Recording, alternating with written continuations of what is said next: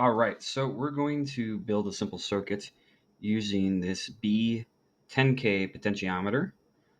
As you can see, it has 3 leads coming off of it. We're going to end up sticking it in our board. It can go anywhere in the board that you want to put it. I'm going to stick it towards this end on the board and line it up just like that with those 3 pins stuck in the board. When it comes to this potentiometer, there's literally just a sweeping resistor in this, and so this is just a variable resistor, and so it starts from 0 depending on which way you wire it up, whether it's positive or negative or positive on the outside, and then your reading signal is off of the center. So this is just a variable resistor. That's all this is. And so we're just going to end up sticking it in here, and you can fry these if you don't wire them up properly. But on this one, we can either put positive on the outside and negative on the inside, but the center has to be the signal. So I'm going to stick a negative here and a positive here. So we're going to go back here. As you can see, 1, 2, 3 in the camera there. I'm going to go there, and then I'm going to take my red and go to this pin here, and I'm going to use actually the rails here. So my red's going to go into red, my white's going to go into ground there, and then I'm going to use this yellow as the center signal. I'm going to hook that up. So now I have ground, center signal, and red. And we're going to actually plug this into our analog. This is the first time we're using analog. So we're going to go to A0 on that. And then we take our other 2 leads and we're going to go 5 volt and ground. So I'm going to take ground here. I'm going to charge our rail with ground, and then I'm going to take positive 5 volts and charge our rail with positive 5 volts. Just like that. So we have 5 volts going into the rail, ground going into the rail, and then positive from the rail, negative, and then our signal to A0. And that's our simple circuit. Let's go and do some programming and read in some values from this. So I've just a basic sketch pulled up. I just saved it, which is my basic notes here in the beginning. But what we're going to do is we're going to write a basic code to read in those potentiometer values and actually print those on our screen. So to start this, we're actually going to establish some of those variables that we need that we already know. So we know that we need a variable for that analog in. So we're going to say, pot pin, let's do uppercase, equals A0. And we'll close that. And then we also need a variable to store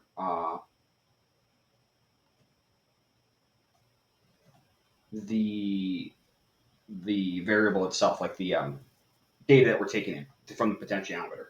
And so we'll just set that equal to 0 to start with. But yeah, just to start with, we need a variable to store that. And so we're going to end up, this is 0 to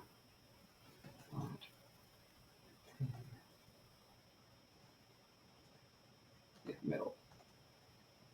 And then this is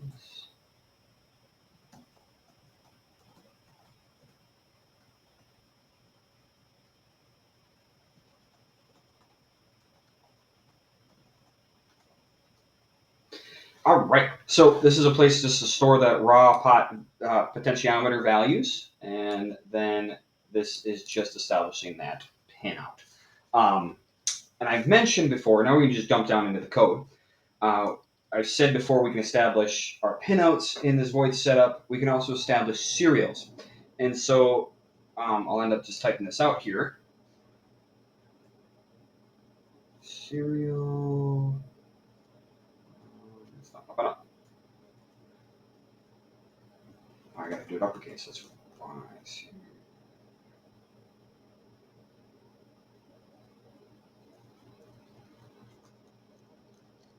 There we go. Serial begin. And we're going to do a baud rate of 9,600. Um, so serial begin is we're establishing a protocol that says, hey, I want to talk to the computer and I want the computer to talk to the board. Essentially, you want to say, hey, we want communication going back and forth. And that's what this serial begin is. It says, hey, run this once. We want to establish communication with the Arduino board via USB, and we want to establish it at a baud rate of 9,600. Now you can put this at different rates, but 9,600 is just it's bits per second, 9,000 bits per second. That's what baud is, and it's just how fast is a USB communicating back and forth with our little Arduino board. So that's all we have to do here. We just have to establish that serial. We just have to establish the 9,600, and we can end up making sure. Oh, I almost forgot. We got to close it, and we can jump out of the void setup loop.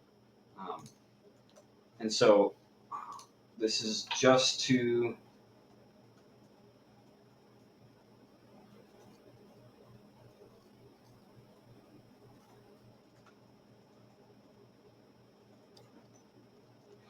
so there's some comments there. It's talking to our PC. All right, so now we can actually read in this value and print it on our screen, and that's all we're going to do here. So to start with that, we're going to say, hey, this sensor, we want to store some value in that. We want to store the potentiometer, and we want to read that in. We want to read the analog data in and store it in sensor. So we say sensor sensor equals analog read, because we want to read the data into this, and we have our pin established, and that's pot pin. So we're saying, hey, sensor, read in and store the values from pot pin, which is A0. And we want to close that. And then we want to then say, hey, serial, print these. So we want the computer to print these to us. And serial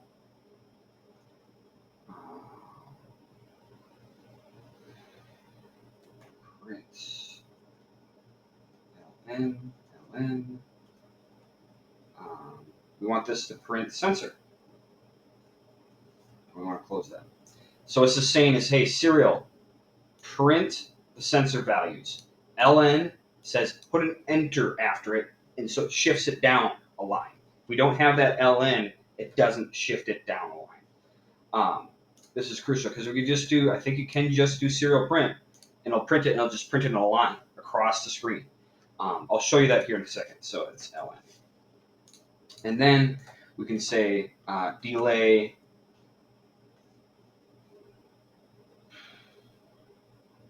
I don't know, 50. This just helps slow down things, makes things readable as it prints, right? And so you could just have it print a lot slower, and it makes it readable as it prints. So I think that takes care of everything. We have our sensor read in the pot raw data into sensor and then print that. So I think if we just take our USB, plug in here, I can then hopefully hold this up. We can go here, we can say upload to our board. So it's uploading what we got, compile error. What did I mess up on here?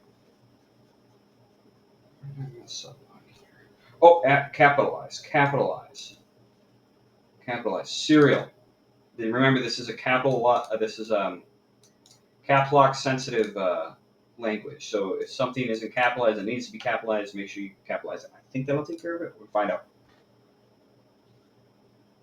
Okay.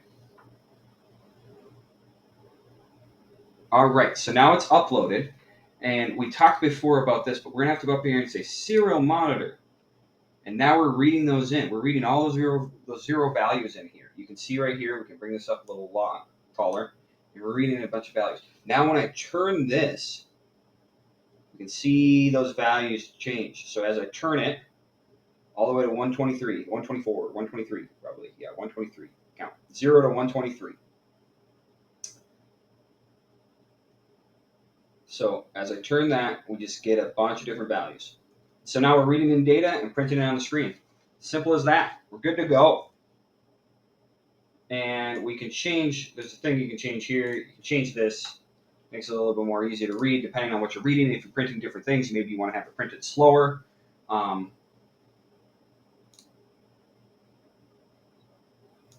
As you can see, it's printing a lot slower.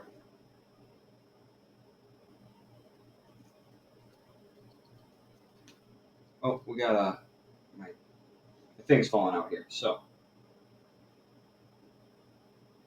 there might be a reason why you want to print slower, but that's just how you have it print slower. It's just delaying that print slightly. So simple as that.